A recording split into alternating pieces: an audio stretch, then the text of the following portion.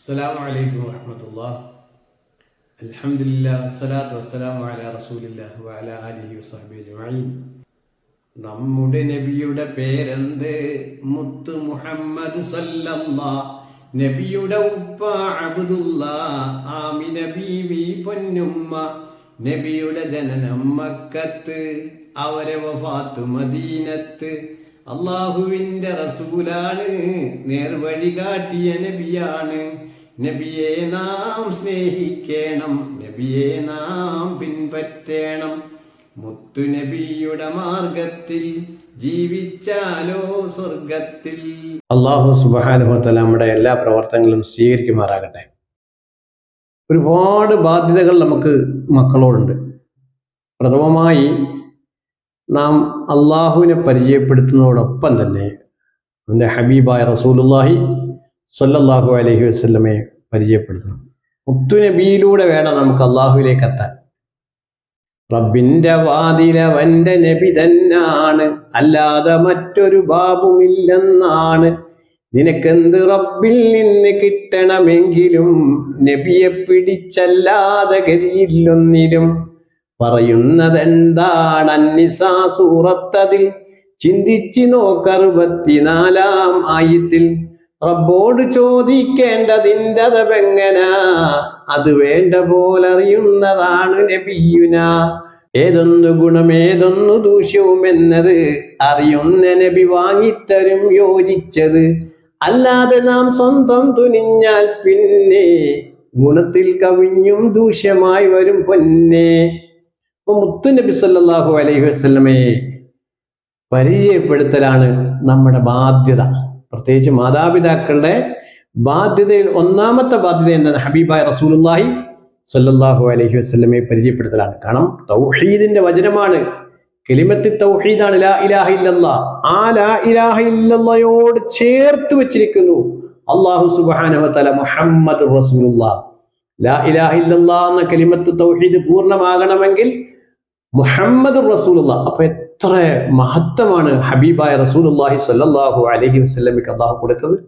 നമുക്ക് ബാങ്കിൽ അറിയാം, അഷ്ഹദു അല്ലാ ഇലാഹ ഇല്ലല്ലാഹ്. അടുത്ത വചനം എന്താണ്? അഷ്ഹദു അന്ന മുഹമ്മദർ റസൂലുള്ളാഹ്. കലിമത്തു ഷഹാദ. ഈ കലിമത്തു ഷഹാദ നമ്മൾ എത്രയോ പ്രാവശ്യമാണ് ഒരു ദിവസം ആവർത്തിക്കുന്നത്.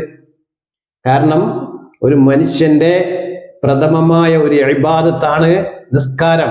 ആ നിസ്കാരത്തിലേക്ക് പ്രവേശിക്കുന്നതിന് മുമ്പ് പ്രവേശിക്കണമെങ്കിൽ വുളൂ ചെയ്യണം. ആ വുളൂ എന്താണ്? ഒന്നാമതായി നാം ചെയ്യുന്ന ഒരു പ്രവർത്തനം മുൻകൈ കഴുകലാണ്. അവിടെയും കലിമത്തു ഷഹാദ, ഷഹാദത്തിന്റെ കലിമകൾ അവിടെ കൊണ്ടുവരുന്നു. അഷ്ഹദു അല്ലാ ഇലാഹ ഇല്ലല്ലാഹു വഹ്ദഹു ലാ ശരീക ലഹു വഅഷ്ഹദു അന്ന മുഹമ്മദൻ അബ്ദുഹു വറസൂലുഹു. അൽഹംദുലില്ലാഹില്ലദീ ജഅലൽ മാഅ തഹൂറ എന്ന പ്രഥമമായ ദിക്ർ അവിടെ കൊണ്ടുവന്നിട്ടാണ് നാം വുളുവിലേക്ക് പ്രവേശിക്കുന്നത്. അപ്പോൾ ഏത് സൽക്കർമ്മത്തിലും എന്തുണ്ട്? ഷഹാദത്ത് കലിമയുണ്ട്.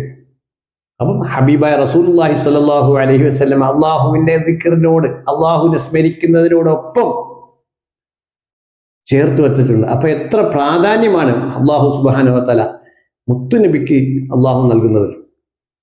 മുത്തുനബി സല്ലല്ലാഹു അലൈഹി വസല്ലമയെ അത്രയ്ക്കും നാം ഇഷ്ടപ്പെടണം, ബഹുമാനിക്കണം, ആദരിക്കണം എന്ന് കുഞ്ഞു മനസ്സിൽ ആ കുട്ടികളോട് നമ്മൾ ചെറിയ പ്രായത്തിലേ ബോധം കൊടുക്കണം.